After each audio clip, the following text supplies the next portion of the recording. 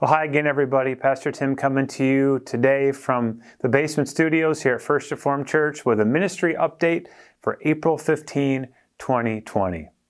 Hey, I wanted to start today just by expressing my gratitude to all of you for being part of our worshiping experience during Holy Week.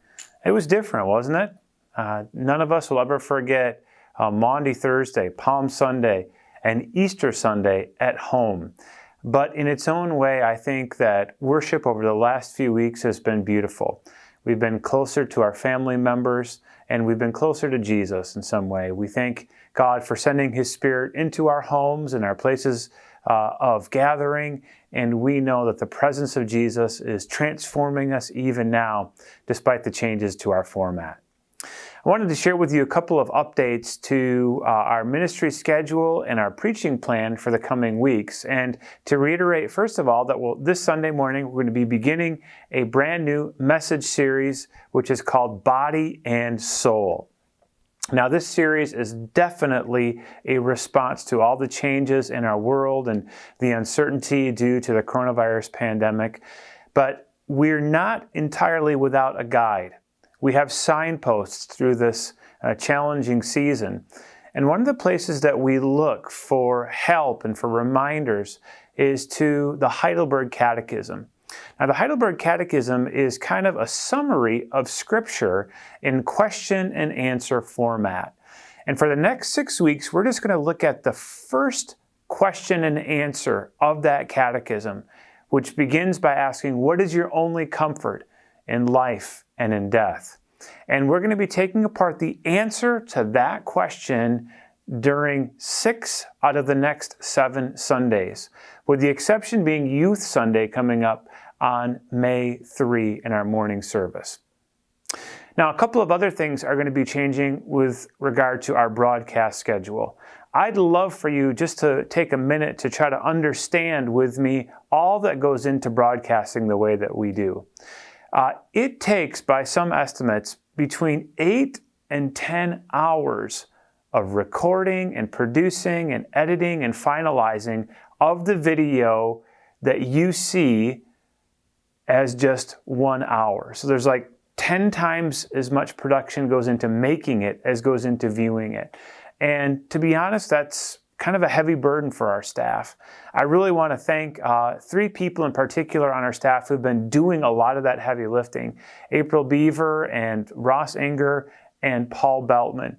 They have been doing yeoman's work through this season of video production. Well, yeomans. Paul and Ross are yeomans, 2 yeomen and 1 yeowoman's work. But at any rate, they've been doing a great job, and I'd love for you to find a way to thank them too.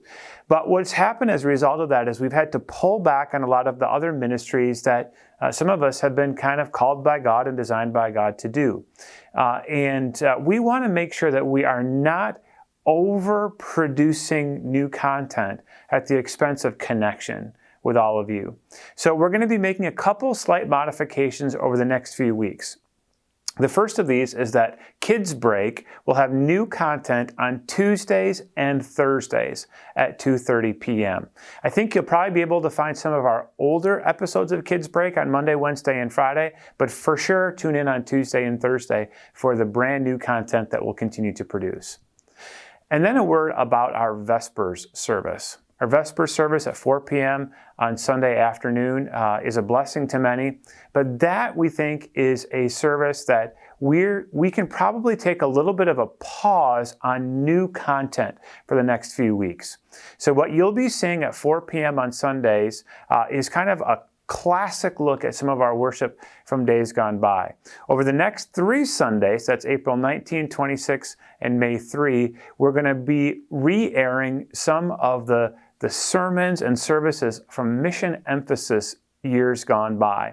So our mission emphasis speakers will be spotlighted, most of whom are still in the mission field, and they're the kind of people we want to continue to pray for at this time. Now, this does not mean that we're ending the evening service. Far from it.